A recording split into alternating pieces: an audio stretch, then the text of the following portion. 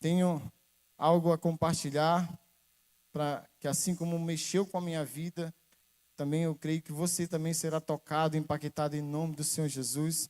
Vamos abrir, você pode acompanhar também aí no telão, texto de Marcos, Evangelho segundo Marcos, capítulo 5, do versículo 22 a 28. A palavra do Senhor diz assim: Então chegou um dos líderes da sinagoga local, chamado Jairo.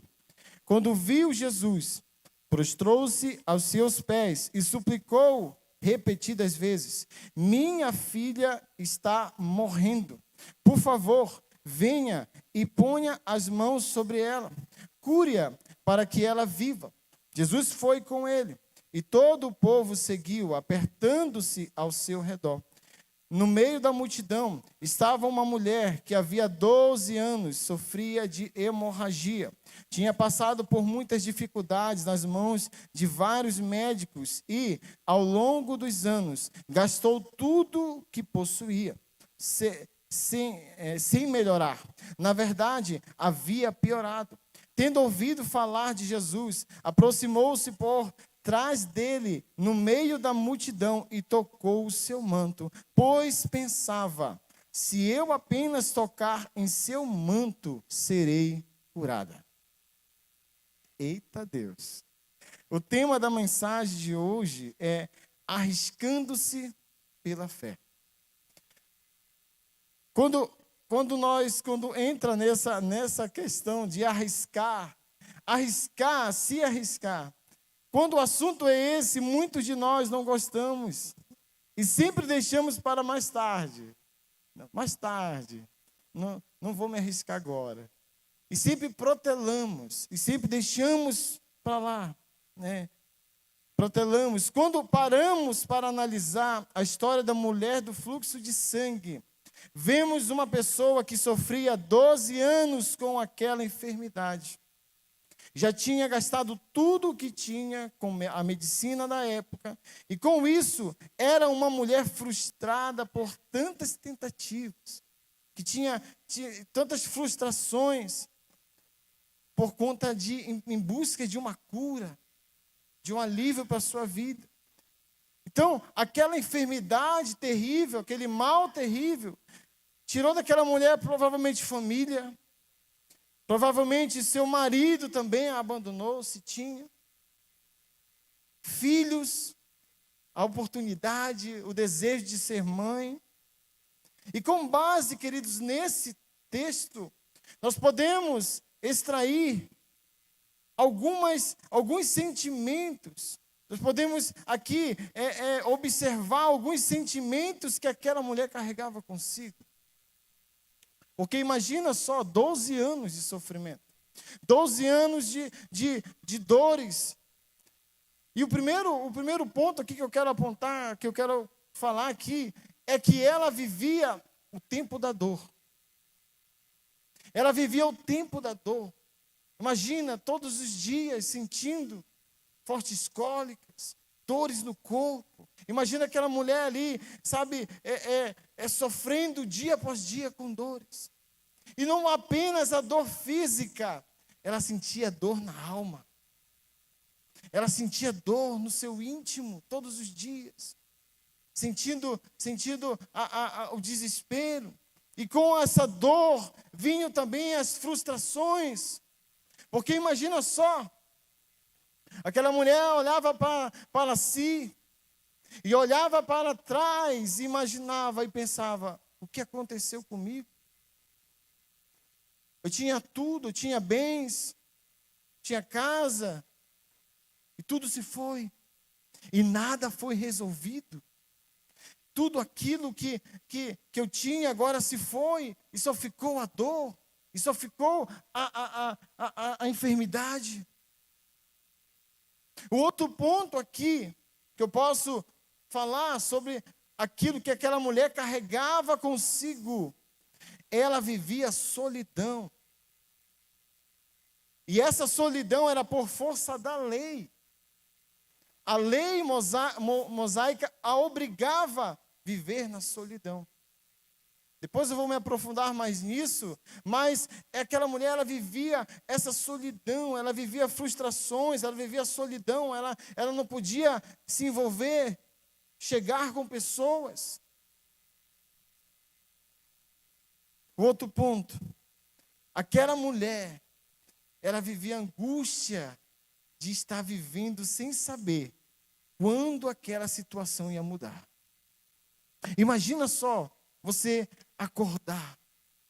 Hoje pela manhã eu já ouvi muitas pessoas falando isso, que chegou determinado momento da sua vida, de tanto sofrimento, de tanta desilusão, a pessoa abriu os olhos e a primeira coisa que ela perguntar para Deus: Deus, por que eu acordei hoje? Por que eu acordei? Aquela mulher vivia dores, ela vivia angústia, imaginando: será que um dia isso vai acabar? Será que um dia eu serei curada? Será que um dia essa situação vai terminar na minha vida? Já eram 12 anos de sofrimento. Já eram 12 anos de uma angústia, de sofrimento, de desilusões. Já eram 12 anos que ela vivia o desprezo das pessoas ao seu redor. 12 anos. Imagina as pessoas que sabiam do seu problema, quando ia chegando ou no comércio: olha, não se aproxima, não entra, não toca. Conversa, mas conversa bem daí comigo, não quero intimidade contigo, porque você, aos olhos e pela lei mosaica, ela era amaldiçoada. Ela carregava consigo uma maldição. E aí, aquela mulher vivia essa angústia. Imagina, pensando: Jesus, Senhor, quando a situação vai mudar? Mas, queridos, eu quero dizer algo aqui, essa noite, para você. Algo mudou na vida daquela mulher. Algo mudou na vida dela, que a fez tomar uma decisão de ir em busca do seu milagre. Você vê uma pessoa que sofria uma enfermidade e que vivia ali reclusa, afastada, que ninguém provavelmente queria conversa com ela. Agora imagina só que chegou um momento da vida daquela mulher que algo mudou. E eu posso colocar alguns pontos aqui, baseado naquilo que o Espírito Santo ele foi ministrando no meu coração. Primeiro ponto que eu posso colocar aqui, que ela deixou de viver refém dos diagnósticos das pessoas. Ela começou a olhar, ela começou a nutrir na vida dela. E ela começou a dizer: olha, eu não vou mais ouvir o que as pessoas falam ao meu respeito. Sabe, vozes que fazem as pessoas perder a esperança. Vozes de pessoas que dizem assim: olha, não vai dar certo, você nasceu para ser isso, você não vai prestar. Vozes de pessoas que colocam, que lhe colocam fora, que lhe direcionam totalmente o contrário do projeto e do plano de Deus para mim e para a sua vida. Pessoas que estão ali dizendo: não vai dar certo, você é um derrotado. Você nasceu isso porque o seu pai foi assim, sua mãe foi assim, o seu avô foi assim, e você vai ser assim. Ela olhou para essa situação. Queridos, quando nos permitimos viver segundo o que os outros pensam a nosso respeito, a nossa fé é bloqueada. E não lembramos mais das milhares de promessas que Deus já liberou sobre a mim e sobre a sua vida.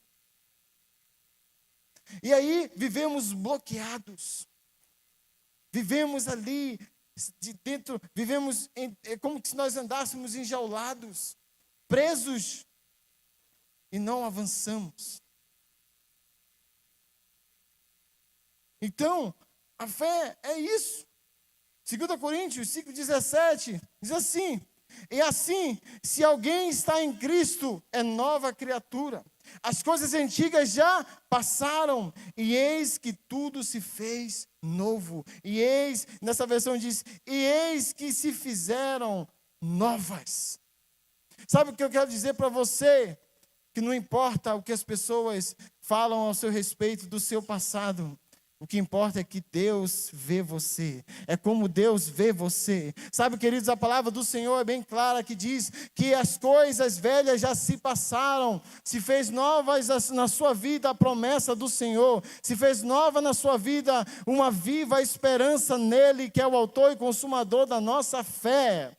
E a partir do momento que nós nutrimos essa fé em Jesus, sabe, a palavra da me garante que Ele pega os nossos pecados e joga no mar do esquecimento.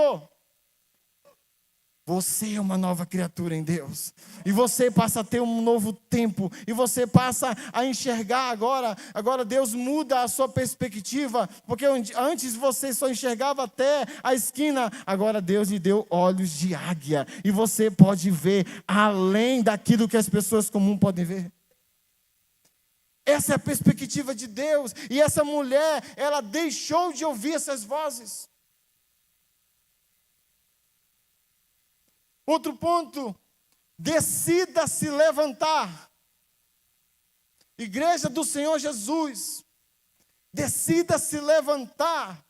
Ela decidiu ir ao encontro do seu milagre. Um dia, aquela mulher decide se levantar do seu lugar de lamento e toma a decisão de ir até Jesus, munida de uma fé que até aquele momento não se tinha relato. Ela diz em seu íntimo: se tão somente tocar na orla de suas vestes, eu serei curada. Queridos, isso é fé, isso é uma genuína demonstração de fé. Hebreus 11:1 vai dizer que, ora, a fé é a certeza de coisas que se esperam, a convicção de fatos que não se veem. Baseado na história da mulher do fluxo de sangue, fé é a certeza de coisas que se esperam. Ela nutriu no seu coração: se tão somente eu tocar na hora de suas vestes, eu serei curada. Ela nutriu isso. E você não vê relatos de cura nessa amplitude. Ao ponto de que o texto diz que o que a multidão fazia com Jesus? O apertava. Ele estava sendo comprimido, andando, Jesus andando a pequeno espaço, e a multidão aqui. E já era aqui: bora que a minha filha vai morrer. Bora, e aquela multidão aqui. De repente Jesus para.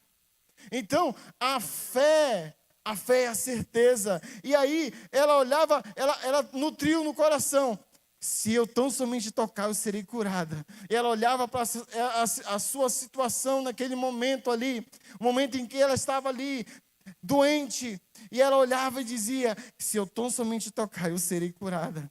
Eu vou ficar liberta pelos olhos da fé. Aquilo que eu não consigo ver, eu vou apalpar. Os meus olhos verão um milagre. E aí ela conclui: a convicção de fatos que não se vê. Naquele momento ela ainda estava enferma, mas pelos olhos da fé, ela já se via uma mulher curada. Ela já se via curada. Ela falou: se eu tão somente tocar. Porém, queridos, como isso tudo começou? O parar de ouvir as vozes, sabe, o se levantar, ela sair do seu lugar ali, às vezes de um comodismo. Sabe, diz uma coisa, eu vou abrir um parênteses aqui: as pessoas se acostumam a viver bem e viver mal, você sabia disso? Pastor, você contou uma história de uma determinada irmã, de uma determinada igreja, que estava ali com uma enfermidade na sua perna. E desde quando aquele pastor passou a pastorear aquela igreja, todo tempo ele via aquela perna da irmã enfaixada. E um dia ele chegou com aquela irmã e falou bem assim: olha, meu irmão, o que é que tem na sua perna? Eu estou aqui há alguns meses e eu percebo que você está todo tempo com a perna enfaixada. Ah, pastor, eu tenho uma enfermidade há muitos anos. E essa ferida, ela nunca sara. Ele falou: minha amada, você nunca procurou nada? Não, nunca procurei não, porque eu já vivo com essa enfermidade. Mas minha amada, e começou a falar de fé, e ela deu de resposta para ele: meu filho, você vai descobrir que tudo na vida a gente se acostuma. Essa mulher aqui, ela foi tomada de uma indignação, sabe, ela diz no seu íntimo, se eu tão somente tocar, eu serei curada, eu vou sair dessa situação. Ela decide no seu coração. Agora, como que tudo isso aconteceu? Ela ouviu falar de Jesus. Repita comigo, diga, ela ouviu falar de Jesus. Ela ouviu falar de Jesus, ela gerou ela agarrou aquela grande oportunidade e foi ao encontro do seu milagre, focada numa coisa que até aquele momento ela tinha de todo aquilo que ela tomou como uma grande oportunidade, a sua fé. Ela ouviu falar de Jesus e ela creu. Mas ela creu. Aquela mulher, ela nutre no seu coração uma fé descomunal, uma fé fundamentada e uma fé inabalável.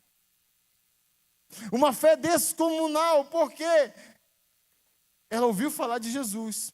Imagino alguém contando olha, Jesus de Nazaré, você ouviu falar? Não, olha, tem um homem chamado Jesus, e ele cura as pessoas.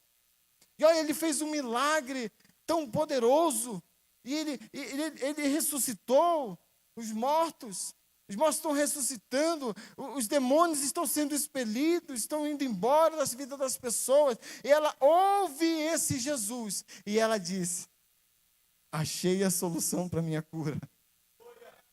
Achei a solução. E ela agarra aquela oportunidade. O exemplo de fé, igual dessa mulher, eu posso citar aqui o exemplo do pai Abraão, do pai da fé. Primeiro, antes de chegar no outro ponto aqui, de Abraão, a primeira atitude de fé que a gente vê é Abraão, vivendo ali na terra de Ur. A família de Abraão não servia ao Deus Todo-Poderoso. E aí, de repente, uma voz chega, Abraão, sai da tua terra e vai para um lugar que eu te mostrarei.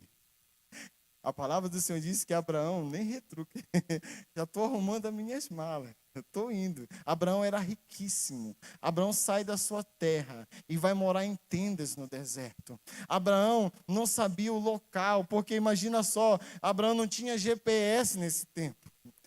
Não tinha, imagina ele falando para Deus, manda a localização que eu vou já achar aqui, te vai já lá, Deus. Não foi assim. Ele simplesmente foi. Onde é que o vento está soprando? É para lá, Abraão, vai. O vento sopra onde ele quer, aleluia. E ele foi. E ele somente foi, e chegou e alcançou. E conquistou. Mas o exemplo aqui, mais forte da vida de Abraão, além disso ser sobrenatural, é uma atitude de um homem de fé, que acreditava no Deus que o seguia, que guiava ele. Hebreus capítulo 11, verso 17 a 19, diz assim, pela fé, Abraão, quando posto à prova, ofereceu Isaque, estava mesmo para sacrificar o seu unigênito, aquele que escolheu, que acolheu alegremente as promessas, a quem se tinha dito, em Isaque será chamada a tua descendência, porque considerou que Deus era poderoso até para ressuscitá-lo dos mortos. Imagina só, a promessa de Isaque. Isaque chega, Isaque está crescendo. E aí chegou um momento que Deus coloca Abraão à prova. Vai, Abraão, vá para um monte e sacrifica teu único filho. E imagina só, naquele momento ali, Abraão estava ali, seu filho deitado já, e ele já com a faca, para imolar o seu filho, para sacrificar o seu filho. E ele no seu íntimo, imagina assim, eu sirvo a um Deus que cumpre com suas promessas. O meu Deus prometeu que esse menino que está aqui deitado, vai, a partir das gerações que virão dele, serão como as areias do mar, serão como as estrelas do céu. Você faz parte dessa geração, amém? E Deus alcança você. Mas ele está olhando para aquela situação e diz, se Deus está me pedindo o meu filho, eu vou sacrificá-lo. Porque eu sei que por mais que ele seja morto aqui, Deus vai ressuscitá-lo. Queridos, eu te convido a procurar tamanha fé. Zero. Antes disso aqui.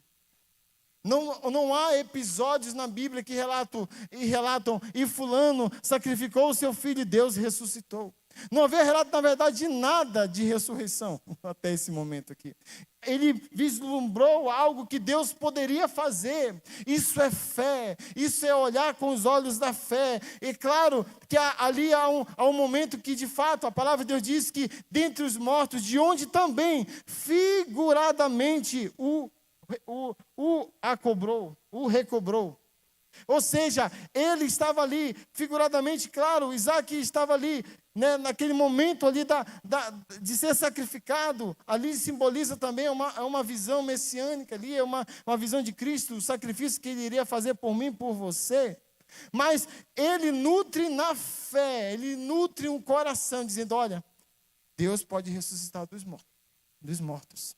Deus pode fazer algo aqui diferente.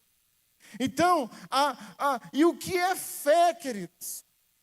Fé, Efésios 6 vai dizer que fé é um escudo. Efésios 6,16 diz assim, embraçando sempre o escudo da fé, com o qual podereis apagar todos os dados inflamados do maligno. Todos os dados. Os dardos inflamados do maligno não o atingirão. Sabe o que isso quer? Sabe, Paulo ele está ali na cadeia, escrevendo sobre a armadura de Deus. Ele olha para aquele soldado romano, o exército mais poderoso da sua época. O exército que conquistou a metade do planeta da época, a Europa toda. E mais África. E mais tudo. Onde eles apontavam o nariz, eles iam e conquistavam. E ele olha para aquele soldado ali, guarnecendo aquela prisão ali. E ele começa a discorrer. Mas quando ele chega ali, no escudo da fé, ele começa a falar, embraçando o escudo, tomando o escudo da fé, na qual podeis apagar os dardos inflamados do maligno. Queridos, o escudo romano era diferenciado. O escudo romano ele era feito de madeira, por dentro havia madeira, mas ele tinha a estrutura dele, era como que se os veios da madeira eles fossem colocados de formas diferentes, muito parecido com o que nós conhecemos hoje como compensado. E aquela madeira ali, com as fibras colocadas de formas diferentes, impediu que lanças e flechas o atravessassem. Além de tudo, o escudo romano ele era recoberto com couro, e o couro é um material que não pega fogo. Diferente dos outros exércitos, que quando os dardos atingiam os escudos dos outros inimigos, chegava um momento que no meio da batalha eles eram obrigados a soltar os seus escudos, porque estavam pegando fogo. E aí, a hora que os soldados romanos avançavam, eles não paravam, porque ali, eles sabiam que o escudo ali os protegeriam de todos os dardos, e eles avançavam, e sempre avançavam, e nunca perdiam uma batalha.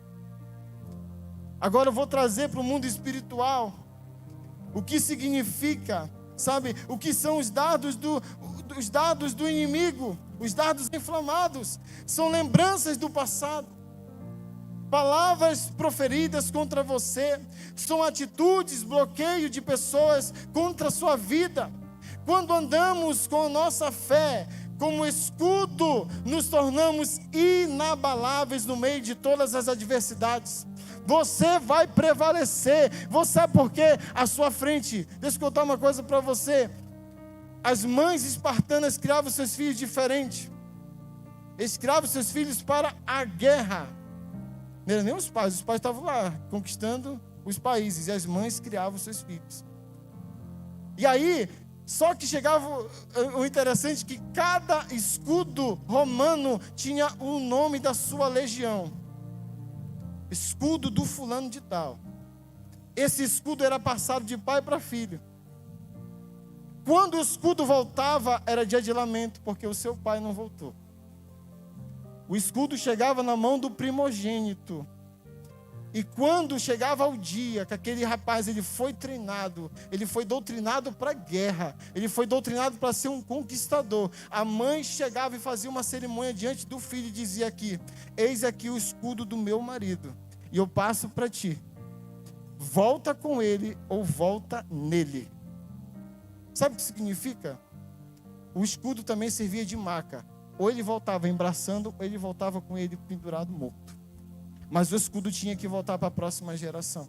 E o escudo tinha o nome daquele que o embraçava. Aí vem, nós aceitamos Jesus como Senhor Salvador. Jesus passa a ser o nosso escudo de fé. Agora eu vou dizer uma coisa para você. Quando o inimigo te vê de frente, quem é que ele vê na tua frente? O teu general, aquele que te conduzirá para Nova Jerusalém, aquele que estará contigo todos os dias.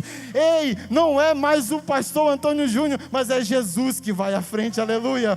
E sobre a igreja, as portas do inferno não prevalecerão, porque eu tomei Jesus como meu escudo de vida. Aquela mulher toma ele como escudo.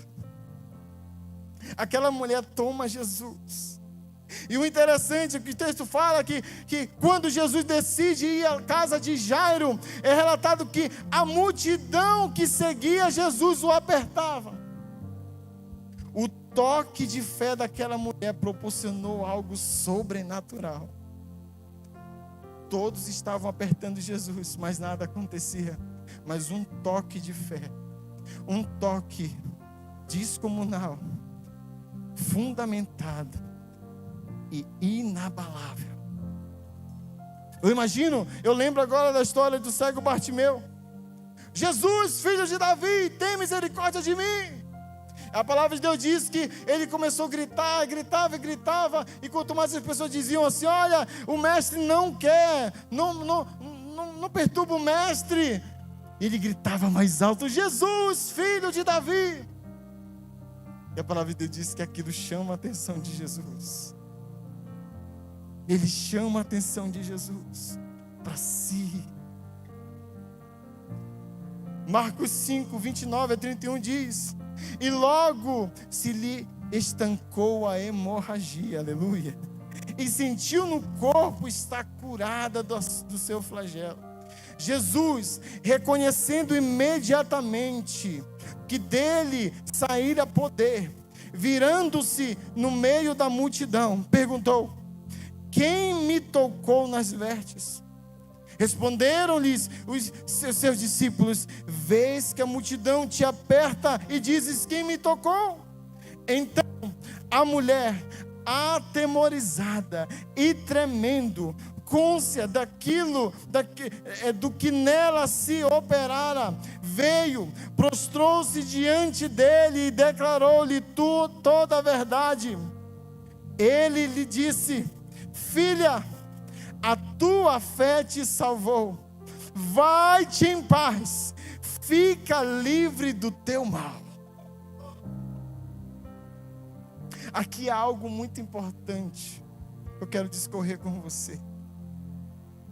Além de curá-la, que isso já é algo top das galáxias, né? Foi curada. O que Jesus fez a mais por aquela mulher? O que Jesus fez por aquela mulher, além de curá-la? Tem algo que me chama a atenção, queridos. Primeira vez que eu li essa história, eu fiz uma pergunta para mim mesmo. Eu falei: cara, como é que pode isso? Eu novo convertido ali. E aí eu li essa história e falei: como é que pode?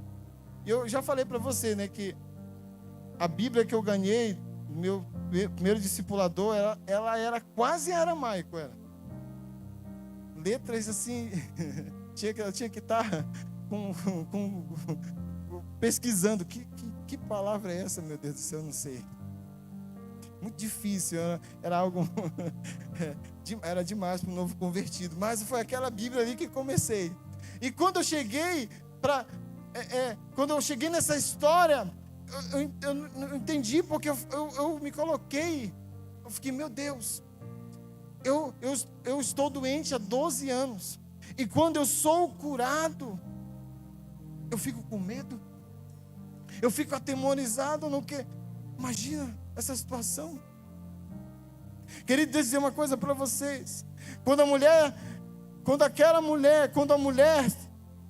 teve do fluxo de sangue, ela toca em Jesus, aquele temor que ela sentiu tem uma razão. Está em Levítico capítulo 17, do verso 19 a 20, diz assim: quando uma mulher tiver fluxo de sangue que sai do seu corpo, a impureza da sua menstruação durará 7 dias, e quem nela tocar ficará impuro até a tarde.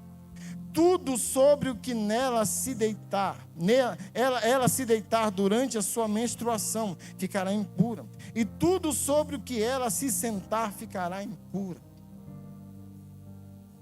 Agora imagina só, ela era impedida pela lei mosaica de andar, de tocar, de estar onde as pessoas estivessem. Ah, eu sentei aqui, não senta. Ah, eu toquei aqui, não toque, porque você vai ficar impuro até o fim da tarde. Eu não falei pela manhã, mas algo que eu posso dizer aqui. Aquela mulher, ela estava ali sentindo aquele temor, primeiramente porque ela estava no meio onde ela não deveria estar, pela lei. A lei a impedia de estar no meio de uma multidão. Para tocar em Jesus, ela tocou em muitos outros, sim ou não? Então, naturalmente, toda aquela galera aí estava impura. Aí Jesus tem uma conversa em off com ela. Isso é poderoso. Nosso Jesus é maravilhoso. Aí Jesus tem uma conversa em off e olha, porque Jesus sabia do que tinha acontecido ali, porque Ele é onisciente, aleluia. Ele sabe de todas as coisas. Aí Jesus tem uma conversa em off comigo, quem me tocou? E ela com muito medo, ele foi eu, Senhor. Foi eu quem te toquei. Aí Jesus nem expõe a sua doença ali, porque ali ia ser um motivo de um grande escândalo. E tocou em Jesus, agora Jesus está impuro, como é que tu vai curar a filha de Jairo? E agora? Aí Jesus tem uma conversa em off com ela, aleluia. Sabe, na lei, quando nós olhamos para a lei, nós vemos apenas a confirmação da condenação. Em Jesus, temos a certeza do cumprimento e a salvação. Deixa eu explicar para você aqui o que aconteceu. Jesus livrou aquela mulher da condenação da lei.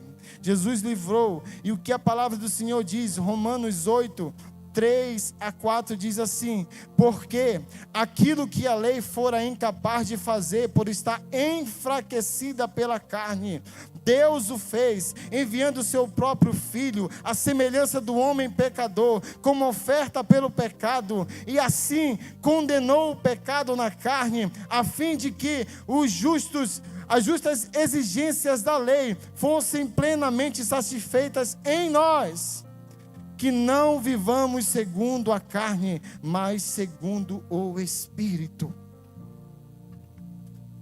A lei enfraquecida pela carne.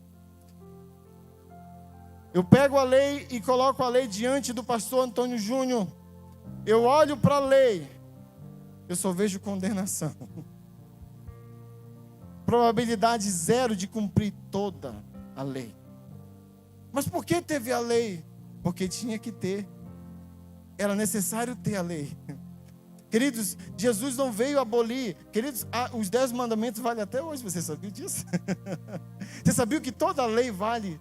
Toda vírgula da lei mosaica continua valendo até hoje. Agora, o que é a diferença? A diferença da lei mosaica e daquilo que Jesus fez por mim e por você. Eu, pastor Antônio Júnior, olhando para a lei, condenação. A lei através de Jesus na minha vida, há um cumprimento completo dela. Sabe por quê? Eu vou dar um exemplo aqui bem claro. Imagina que você está ali num restaurante. Você e seu grupo de amigos ali, um monte de gente ali no restaurante, todo mundo está dando gargalhada naquela mesa. Você também está até rindo junto com eles, tal, porque você está no meio de amigos. De repente dá uma vontade de você ir ao banheiro, e você vai ao banheiro daquele restaurante. E quando você chega no espelho daquele restaurante, você descobre que a sua testa está manchada, está suja. E você começa a sentir uma vergonha. Você começa a sentir vergonha, porque você começa a entender, poxa, então eles não estavam rindo comigo, eles estavam rindo de mim. Aí a sua mente vai mais além, você diz, rapaz, e o garçom viu, e a recepcionista viu, as pessoas que estavam naquela mesa à frente também estavam rindo. Sabe o que é, queridos? A lei, ela é o espelho que te mostra o pecado, que te mostra tudo aquilo que nós somos, que mostra a condenação. Jesus é aquele que faz com que as exigências, a palavra do Senhor fala, vou voltar aqui, Romanos, porque aquilo que a lei fora incapaz de fazer, por estar enfraquecida pela carne, em nós não havia uma probabilidade de cumpri-la. Mas em Jesus, a palavra diz que Jesus, esse condenou o pecado na carne, a fim de que as justas exigências da lei fossem plenamente satisfeitas em nós. Em nós, Cristo em nós, a esperança da glória. Ele é o autor e consumador da nossa fé. Em Jesus, agora o autor da lei olha para mim, para você. A partir do momento que eu tenho Jesus na minha vida, ele já não vê mais o Júnior, ele vê Jesus, aleluia. E em Jesus há o cumprimento total da lei. Em Jesus, ele cumpre plenamente aquilo que a lei exigia. E agora o escrito de dívida que estava contra mim e você foi rasgado. E já não há mais condenação para aqueles que estão em Cristo Jesus. Isso é a lei, isso é o cumprimento da lei. Em Jesus se cumpre plenamente, porque por isso nós somos salvos só mediante a cruz de Jesus, mediante o sacrifício, porque era isso que a lei exigia. E o sacrifício foi aceito por Deus. Então, a fé é o escudo, como eu falei anteriormente, e a lei é o espelho que reflete a nossa humanidade caída. A partir do momento que eu tomo Jesus como minha fé inabalável, como provedor da minha vida, o escrito de dívida que estava contra mim e você é rasgado, pois agora a minha fé está naquele que me comprou com o seu próprio sangue. O próprio Deus e Pai, principalmente o inimigo de nossas almas, não vê mais você, e sim Jesus em sua vida. Não há mais condenação. Jesus, ele foi a propiciação pelos nossos pecados. E o que é a propiciação? Propiciação quer dizer que a morte de Jesus na cruz foi para satisfazer a justiça de Deus. Aquela morte na cruz foi para satisfazer a justiça de Deus. 1 João 2,2 diz, e Ele é a propiciação pelos nossos pecados, e não somente pelos nossos próprios, mas ainda pelo do mundo inteiro, de uma vez por todas. Presente, passado e futuro, a morte de Jesus nos leva para a salvação. A morte de Jesus, a cruz de Jesus nos leva para um firme e vivo caminho da glória do Senhor Jesus. O outro ponto, que Jesus, além de curar aquela mulher, livrar ela da condenação da lei, Jesus amou aquela mulher, não a expondo. Ele poderia dizer, alguém impuro me tocou. mas ele decide dizer, Jesus poderia bem dizer, pela sua onisciência, uma mulher impura me tocou, e por ela estar ali no meio de uma multidão, poderia até mesmo ser morta, porém Jesus diz para ela, a tua fé te salvou. Por isso que Jesus falou, olha, a tua fé te salvou. Porque você não deveria estar aqui, mas você está. Porque você nutriu na sua vida uma fé inabalável. Uma fé inabalável. Dizer uma coisa para você, quando aquela mulher toca em Jesus e fica curada, daquela enfermidade, ela vive o que está escrito em Isaías 53:4, certamente Ele tomou sobre si nossas enfermidades e sobre si levou nossas doenças. Ele levou sobre si aquilo que nos atormenta, aquilo que nos traz dor, aquilo que nos traz angústia, aquilo que nos traz solidão, aquilo que nos separa do amor de Deus, Ele levou sobre si, e Ele ainda faz uma troca com você. Pegue o meu jugo que é leve. Pegue o meu jugo que é leve. Pastor Cláudio Duarte ainda disse que a cruz dele é de isopor, ainda de rodinha ainda. Porque ele decidiu pegar aquilo que Jesus deu para ele de mais precioso, a sua paz, a sua fé. Queridos, em Jesus nós temos o cumprimento da lei, e em Jesus nós temos a salvação eterna, aleluia. Aquela mulher toca em Jesus, aquela mulher, ela é curada de algo que a separava. Sabe de uma coisa? Aquela mulher, quando ela foi curada, porque qual era o procedimento? Uma mulher que andava com fluxo de sangue, ela tinha que andar com os trapos. Porque aonde ela chegava, ela tinha que se higienizar. A primeira coisa que aquela mulher fez, que Jesus fez por aquela mulher, quando aquela mulher é curada, a primeira coisa que ela faz, a lei exigia isso, vá ao rio se purificar. Imagino eu que ela foi fazer isso, porque era um costume judaico. Ela foi. E quando ela viu que estava curada de fato, a primeira coisa que aquela mulher recebe era uma cultura, infelizmente, a cultura judaica era uma cultura na qual as mulheres solteiras eram obrigadas a andar armadas. Ela nem precisava de andar armada, porque ela vivia enferma.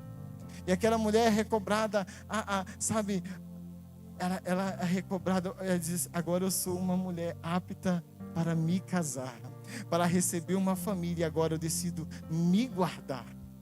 Sabe, ela decide fazer isso. Então, queridos, sabe, Jesus, ele faz o milagre, Jesus retoma a vida daquela mulher, Jesus sara a vida dela, e agora ela vive uma nova vida. Eu e você, a história da mulher do fluxo de sangue é um poderoso exemplo. Fique de pé em nome do Senhor Jesus. A história do fluxo de sangue é um poderoso exemplo de uma pessoa que não deixou escapar uma grande oportunidade. Uma grande oportunidade o Senhor está dando para cada um de nós, para muitos aqui nesta noite. Então, uma grande oportunidade não se importou com a multidão de pessoas que a impedia de exercer a sua fé. Ela decidiu não desistir do seu milagre, da sua salvação em Jesus, e se arriscou em meio àquela multidão, e nutriu no seu coração e alcançou. Vou dizer uma coisa para vocês. Quais são? Eu vou transformar aqui o toque por atitude. Quais são as atitudes que você precisa tomar hoje? Porque aquela mulher, ela decidiu, e não foi Jesus que foi ao encontro dela. Jesus ia ao encontro da filha de Jairo. Quais são as decisões que você precisa tomar? Quais são as atitudes que você precisa tomar nessa noite para receber o seu milagre? Para receber aquilo que Deus tem de mais, sabe, que você busca e que Deus tem reservado para você. Mas é necessário uma decisão. Quais os passos de fé que você precisa tomar hoje por Jesus? Quais as atitudes? É pela sua salvação. É a salvação da sua família. É pela cura da sua alma. É pela sua cura. Quais as atitudes que você precisa tomar hoje? Há vozes que estão agora ecoando na sua mente, no seu coração. E Jesus decide, e Jesus quer, na verdade, que essas vozes se calem do seu coração e que você viva um novo tempo para Ele.